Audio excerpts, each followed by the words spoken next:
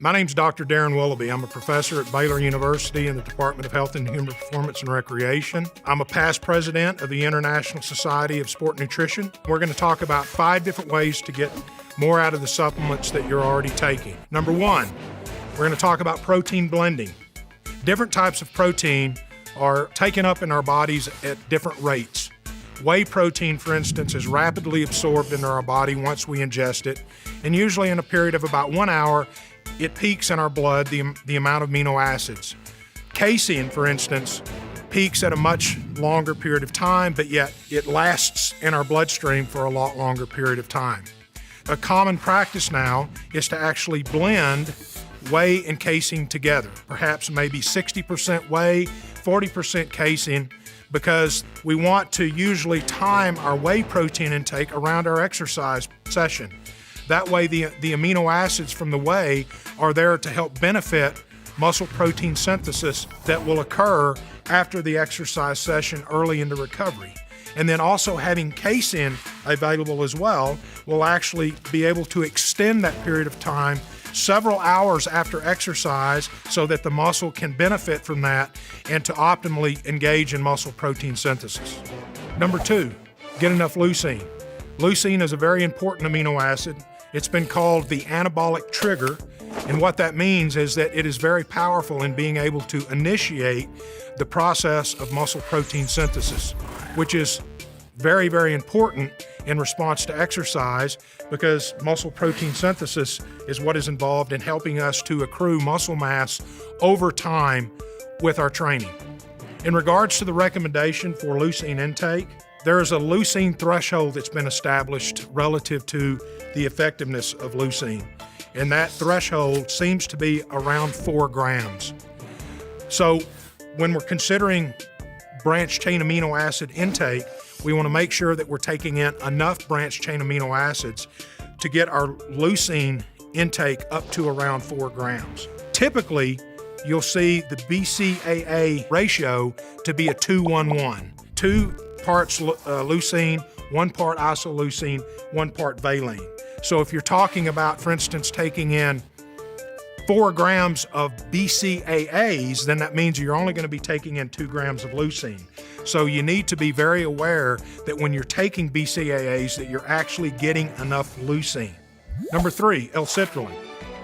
Just for muscle pumps, right? Well, sort of. Maybe not.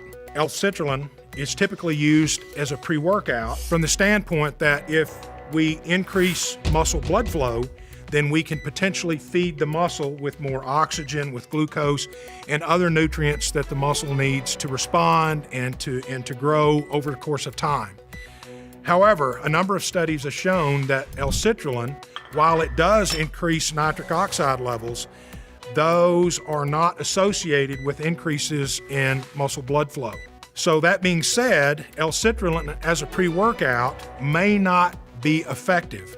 However, a study was recently done that gave L-citrulline daily over the course of 10 weeks of heavy resistance training at a dose of 2 grams per day, along with 200 milligrams of glutathione. And it was shown that it significantly increased lean mass, which was positively correlated to the increases that occurred with muscle strength. So that being said, L-citrulline may be more effective in improving performance if it's taken daily rather than only on exercise days as a pre-workout. Number 4, creatine. Keep it simple. With creatine becoming so popular, many people have so many ideas about the best way to take creatine in terms of maximizing its effect. That being said, is that many of the pre-workout formulas now contain creatine. The problem with this, however, is that creatine is not readily assimilated into muscle as many people would think. Instead, it takes a while for creatine to saturate the muscle. So rather than taking creatine right before workout, the most important thing is simply just to take it daily. If you want to take it right before your workout, that's fine. But know that if you do that, you're likely not going to have that creatine that was right in your pre-workout be working for you during your workout. The recommended dose is anywhere from about 3 to 5 grams. That is the most effective, simplistic way to supplement your creatine. Number 5, beta-alanine. Take it on its own. Like creatine, beta-alanine has become very popular. Many pre-workouts also contain beta-alanine. But beta-alanine is not absorbed quickly into muscle. It takes a bit of time, several hours for this to occur. Beta-alanine, when it is taken into muscle, binds with an amino acid histidine, and it creates a small protein called carnosine. In muscle, carnosine is a very effective what we call proton buffer, meaning that it helps to minimize the amount of acid formation that occurs in muscle in response to very high intense muscle contractions.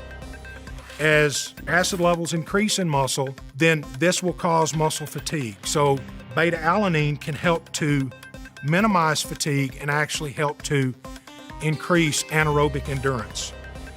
So in terms of ingesting beta-alanine, simply take it daily. Allow yourself to saturate your muscles with carnosine through your beta-alanine supplement. I'm Dr. Darren Willoughby. For more information about sport nutrition from myself and other researchers like me, come to bodybuilding.com.